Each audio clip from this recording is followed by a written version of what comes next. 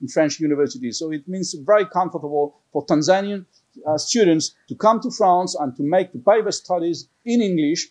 Of course, some French lessons are taught also, but to be comfortable, the masters are directly taught in English language. So the Alliance Française in Dar es Salaam will also open a new media library. The official opening will be launched on Wednesday, March 31, in the idea to create bonds, bridges between Tanzanian universities and French and Francophone universities with media. And this is one step which will be for sure very useful. Asante sana. I now give the floor to my colleague of Canada, Mrs. Pamela O'Connell. To talk a little bit about the events that we're preparing this week, but just a moment to highlight that Canada is a bilingual country, and we celebrate being part of both the Francophonie and the Commonwealth. And what's important about this is there are the values that unite us as countries with a common history and a common language. And those are the importance of inclusion, diversity, tolerance, and respect for those differences.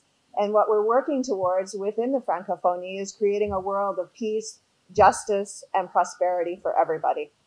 And I just wanted to highlight that, and that's why we're here to celebrate.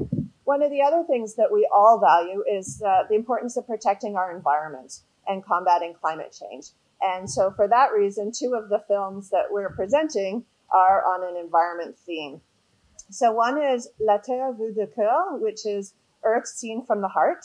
It's a documentary about the environment written and directed by Canadians, both from Montreal. And in this film, scientists, writers, and artists join together to sound a warning that biodiversity is under threat. And it also takes a good look at what some of those solutions might be. It's a film dedicated to future generations, and it reminds us that life in all its forms is fascinating and a touching mystery, and it is up to us to preserve it. Les Fleurs Oubliées, Forgotten Flowers, is a comedy. It's by a Montreal-born director and screenwriter, André Forcier. And in this, brother Marie-Victorien is the founder of Montreal's Botanical Gardens, but he's bored with heaven, and he decides to return to Earth to help Albert save Quebec's flora from a multinational that is poisoning the Earth with chemicals. That would not sound like a comedy to me, but we'll have to go and see it so we can see how they make that amusing.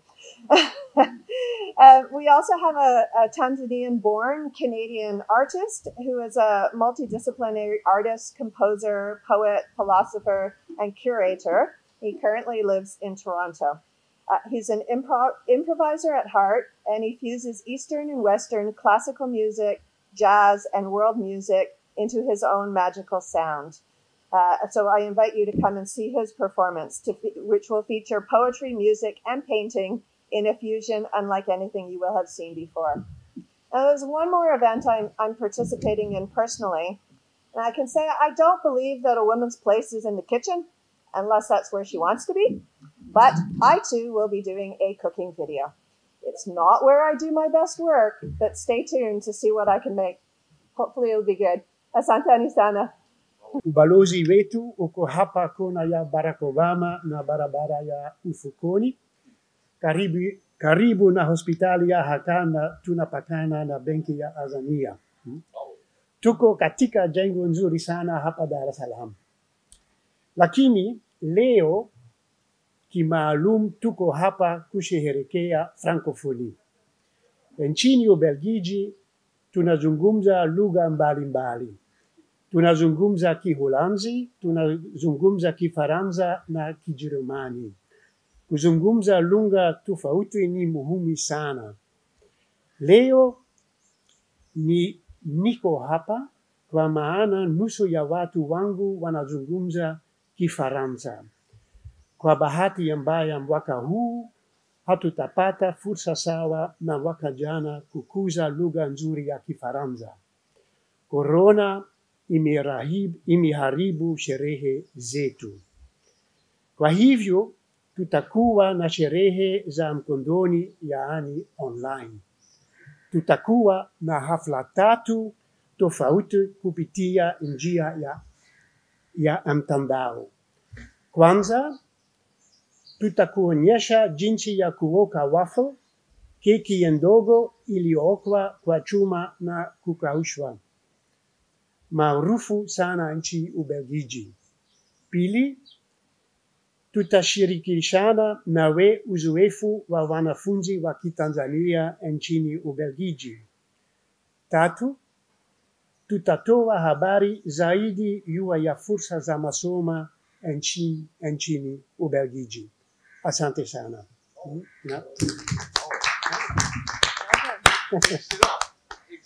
But the things are open with other countries who would like to join, has decided to launch this year a big program of training for the teachers, Tanzanian teachers, teaching French, because there's too few schools today who have good teachers teaching French. So the idea of the program is to have the capacity to train on every year basis between 50 and 100 Tanzanian teachers, so that them to be able to train themselves other teachers. It's training of trainers. And if we make every year between 50 and 100, after 3 or 4 years, we will have in our capacities of training around 500 Tanzanian teachers. This is the target. Na kuelekea maadhimisho ya wanaoongea lugha ya Kifaransa duniani kote, kwa sababu Tanzania tunao hapa. Nimekutana na moja kati ya wadau, atajitambulisha yeye na atatuambia kilichotokea hapa leo baina ya mabalozi wa nchi tofauti tofauti na yeye pia kwa nini yuko hapa. Mambo brother? Safi kabisa, habari. Salama, unaitwa nani? Ninaitwa David Mayunga, ni mwandishi wa habari kutoka shirika la utangazaji Tanzania TBC, lakini pia ni mdau wa wazungumzaji wa lugha ya Kifaransa, na nimekuwa nikishirikiana uzuri kabisa na ubalozi wa Ufaransa katika matukio mbalimbali ya kiuandishi wa habari. Unazungumziaje tukio la leo ambalo limewakutanisha mabalozi tofauti tofauti na wakiwa wanazungumza Kifaransa kinavyokuwa na kinavyozidi kusambaa? Na kwa Tanzania tumepata fursa ya kuwepo hapa, lakini hatuoni kama Watanzania wengi wana ikimbilia hiyo fursa kutaka kujua Kifaransa. Na awali ya yote, tukio la leo ambalo limewakutanisha waandishi wa habari na mabalozi wa nchi 6 ambazo zinazungumza Kifaransa hapa nchini ni pamoja na ubalozi wa visiwa vya Komoro,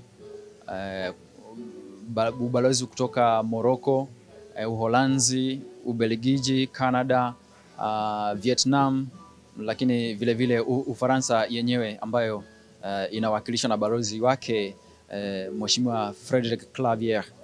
Kwa leo wamezungumzia jambo kuu moja, ni kuonesha ushirikiano baina ya mataifa ya Afrika Mashariki. Tunajua Afrika Mashariki nchi zinazozungumza Kifaransa ni Rwanda, Burundi na baadhi ya nchi, lakini kwa Afrika Mashariki Tanzania inaonekana kuwa ndio kitovu cha Afrika Mashariki. Kwa hiyo wamejaribu kuhuisha wazungumzaji wa Kiswahili kujifunza kuzungumza Kifaransa, ikiwa ni kama njia mojawapo ya mawasiliano katika ukanda huu wa Afrika Mashariki. Na fursa mbalimbali zimetolewa kwa wanafunzi wa elimu ya juu ambao wana ndoto za kwenda kusoma Ufaransa kupitia lugha ya Kifaransa, wajifunze ili wapate ufadhili wa kwenda kusoma nchini Ufaransa. Na kitu kingine wamezungumzia kuwa lugha ya Kifaransa ni moja ya lugha ambayo inajulikana na Umoja wa Mataifa kupitia shirika la sayansi duniani na elimu UNESCO. Hivyo Ufaransa inaenzi utamaduni mbalimbali na wameonelea sisi Waswahili tujifunze Kifaransa katika mawasiliano mbalimbali. Kuna fursa mbalimbali zinatokea kwa makampuni ya Kifaransa, kwa hivyo ukiwa unajua Kifaransa inakuwa ni fursa nzuri sana kwa ajili ya mawasiliano. Vijana wanaonekana kukimbia fursa za namna hii. Hebu watoe hofu na wito wako ni upi? Kwa sababu ni moja kati ya vijana ambao umeonekana kujitoa sana kwenye kuendelea kutaka kujifunza lugha ya Kifaransa? Lugha ya Kifaransa kiukweli kwa kuichukulia juu ni ngumu sana, na ni kweli ni ngumu. Wanasema siku zote ukiwa na ari ya kitu fulani uthubutu utaweza, lakini ukisema ni kitu kigumu utashindwa. Kifaransa ni lugha nyepesi kama lugha zingine ya kujifunza. Tunaanzia na A, B, C, D, F